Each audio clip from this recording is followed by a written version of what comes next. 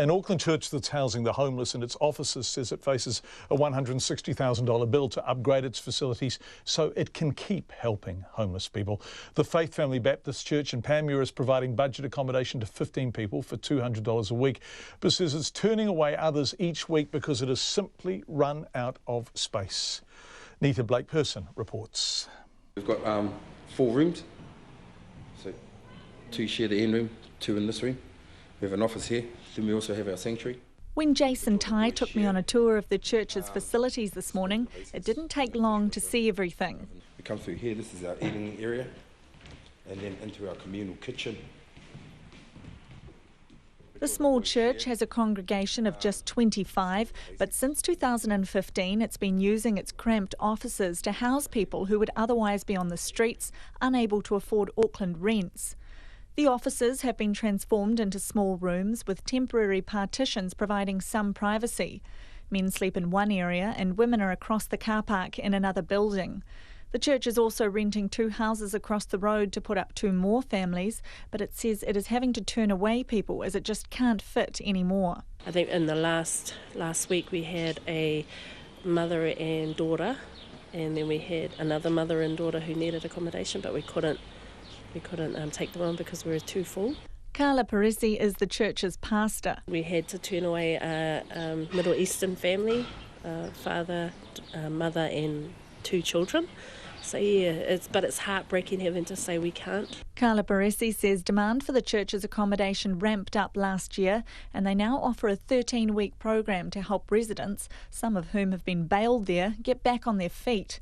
That includes numeracy and literacy classes from 9 a.m. to 1 p.m. every day, as well as budgeting classes and assistance with addiction and health issues. People wanting to stay don't have to join the congregation, but there is a zero-tolerance policy when it comes to alcohol, drugs and violence.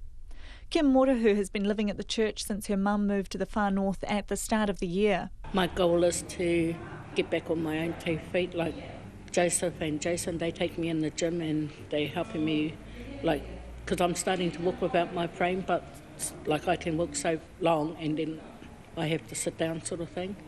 It's a safe place, and that's what I don't think what I would have done if this wasn't here. Miss Morehu has just $38 a week left over after she pays the church $200 a week in rent. The church recently doubled the rent to cover costs, including $3,000 monthly power bills. There is only 1 shower and limited kitchen facilities.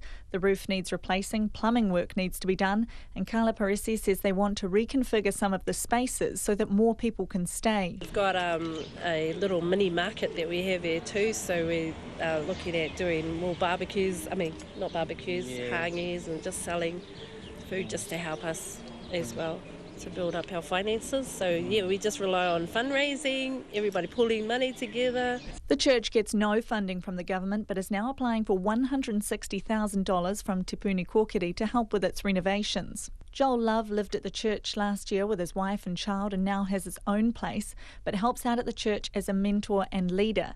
He says the staff there have been helping people for years, but now it needs help too. The more people that know, maybe the more people that will have invested interest in supporting this cause. Yeah, because this place has been doing it a lot longer than others, but have never really asked for help. But I think now is the time for us to ask for help. Yeah, the need is great. For Checkpoint, ko Nita Blake-Person tēnei.